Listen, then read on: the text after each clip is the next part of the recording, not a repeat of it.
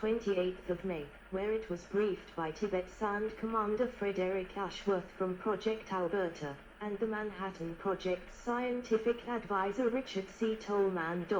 71. The Target Committee nominated 5 targets: Kokyura, now Kitakyushu, the site of one of Japan's largest munitions plants; Hiroshima, an embarkation port and industrial center that was the site of a major military headquarters; Yokohama, an urban center for aircraft manufacture, machine tools, docks, electrical equipment and oil refineries; Nagasaki, a port with industrial facilities including steel and aluminum plants and an oil refinery; and Kyoto, a major industrial center. The target selection was subject to the following criteria: the target was larger than 4.8 kilometers, 3 mi, in diameter and was an important target in a large city. The blast wave would create effective damage. The target was unlikely to be attacked by August 1945. 72.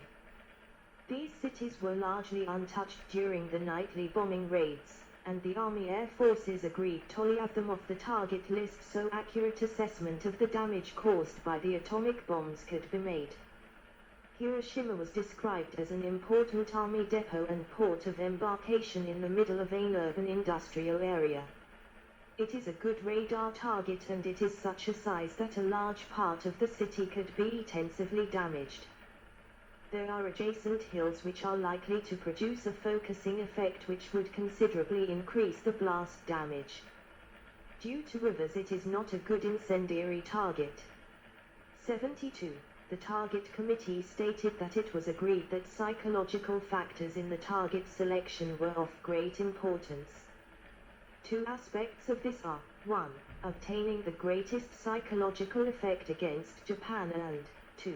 Making the initial use sufficiently spectacular for the importance of the weapon to be internationally recognized when publicity on it is released. Kyoto has the advantage of the people being more highly intelligent and hence better able to appreciate the significance of the weapon. Hiroshima has the advantage of being such a size and with possible focusing from nearby mountains that a large fraction of the city may be destroyed. The Emperor's Palace in Tokyo has a greater fame than any other target but is of least strategic value. 72. Edwin O. Reischauer, a Japan expert for the U.S. Army Intelligence Service, was incorrectly said to have prevented the bombing of Kyoto. 72. In his autobiography, Reischauer specifically refuted this claim. The only person deserving credit for saving Kyoto from destruction is Henry L. Stimson, the Secretary of War at the time, who had known and admired Kyoto ever since his honeymoon several decades earlier. 73. 74. Extant sources show that while Stimson was personally familiar with Kyoto, this was the result of a visit decades after his marriage, not because he honeymooned there. 75. 76. On the 30th of May, Stimson asked Groves to remove Kyoto from the target list due to its historical, religious and cultural significance, but Groves pointed to its military and industrial significance. 77. Stimson then approached President Harry S. Truman about the matter. Truman agreed with Stimson, and Kyoto was temporarily removed from the target list. 78. Groves attempted to restore Kyoto to the target list in July, but Stimson remained adamant. 79. 80. On 25 July, Nagasaki was put on the target list in place of Kyoto. It was a major military port, one of Japan's largest shipbuilding and repair centers, and an important producer of naval ordnance. 80.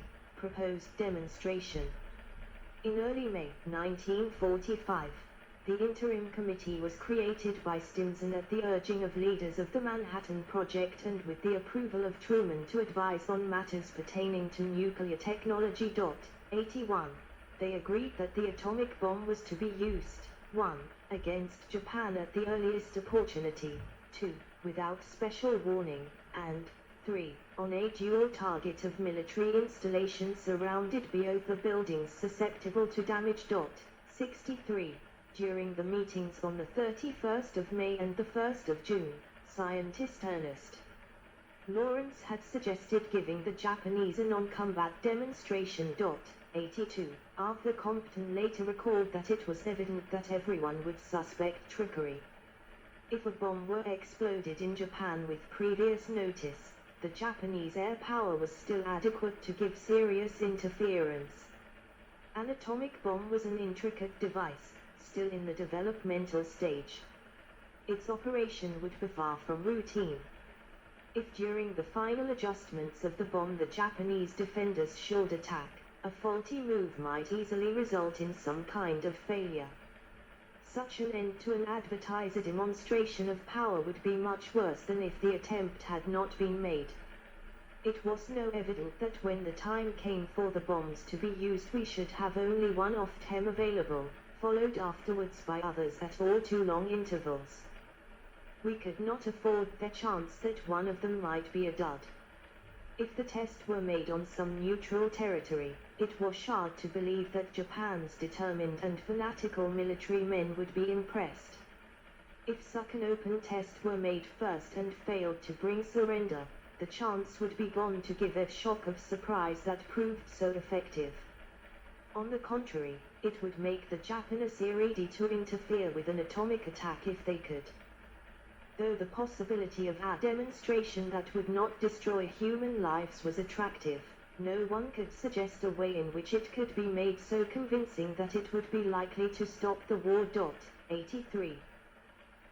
The possibility of a demonstration was raised again in the Frank report issued by physicist James Frank on the 11th of June, and the Scientific Advisory Panel rejected his report on the 16th of June.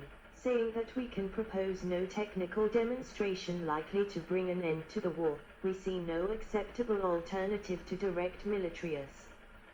Frank then took the report to Washington, D.C., where the interim committee met on the 21st of June to re-examine its earlier conclusions, but it reaffirmed that there was no alternative to the use of the bomb on a military target. 84. Like Compton, many U.S. officials and scientists argued that a demonstration would sacrifice the shock value of the atomic attack, and the Japanese could deny the atomic bomb was lethal, making the mission less likely to produce surrender. Allied prisoners of war might be moved to the demonstration site and be killed by the bomb. They also worried that the bomb might be a failure, as the Trinity test was that of a stationary device, not an air-dropped bomb.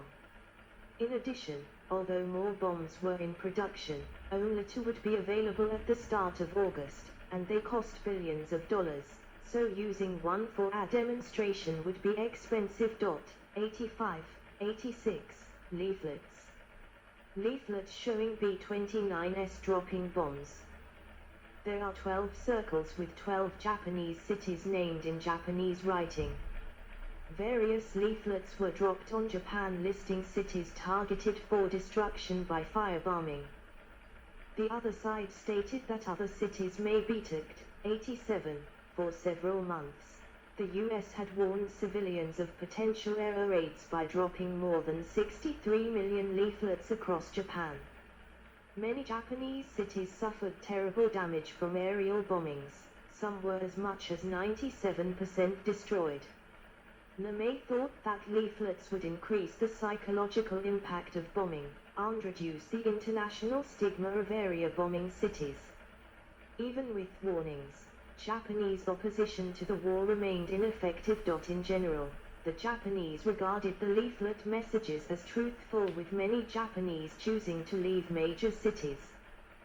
The leaflets caused such concern that the government ordered the arrest of anyone in court in possession of a leaflet.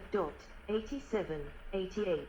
Leaflet texts were prepared by recent Japanese prisoners of war because they were read out to be the best choice to appeal to their compatriots. 89. In preparation for dropping an atomic bomb on Hiroshima, the Oppenheimer-led scientific panel of the interim committee decided against a demonstration bomb and against a special leaflet warning. Those sedescions were implemented because of the uncertainty of a successful detonation and also because of the wish to maximize shock in the leadership. 90. No warning was given to Hiroshima that a new and much more destructive bomb was going to be dropped. 91. Various sources gave conflicting information about when the last leaflets were dropped on Hiroshima prior to the atomic bomb. Robert J. Lifton wrote that it was 27 July, 91, and Theodore H. McNally wrote that it was 30 July. 90. The USAF history noted that 11 cities were targeted with leaflets on the 27th of July, but Hiroshima was not one of them, and there were no leaflet sorties on 30 July. 88. Leaflet sorties were undertaken on the 1st and the 4th of August. Hiroshima may have been leafleted in late July or early August, as survivor accounts talk about a delivery of leaflets a few days before the atomic bomb was dropped. 91. 3 versions were printed of a leaflet listing 11 or 12 cities targeted for firebombing, a total of 33 cities listed. With the text of this leaflet reading in Japanese, we cannot promise that only these cities will be among those attacked. 87. Hiroshima was not listed. 92. 93. Consultation with Britain and Canada. In 1943, the United States and the United Kingdom signed the Quebec Agreement, which stipulated that nuclear weapons would not be used against another country without mutual consent. Stimson therefore had to obtain British permission. A meeting of the Combined Policy Committee, which included one Canadian, General Thomas Hand disorder to General Carl Spaatz during the dropping of the atomic bomb's representative, was held at the Pentagon on the 4th of July 1945. 94. Field Marshal Sir Henry Maitland Wilson announced that the British government concurred with the use of nuclear weapons against Japan, which would be officially recorded as a decision of the Combined Policy Committee. 94, 95, 96. As the release of information to third parties was also controlled by the Quebec Agreement, discussion then turned to what scientific details would be revealed in the press announcement of the bombing. The meeting also considered what Truman could reveal to Joseph Stalin, the leader of the Soviet Union, at the upcoming Potsdam Conference, as this also required British concurrence. 94. Orders for the attack were issued to General Carl Spaatz on the 25th of July under the signature of General Thomas T. Handy, the acting Chief of Staff, since Marshall was at the Potsdam Conference with Truman. 97.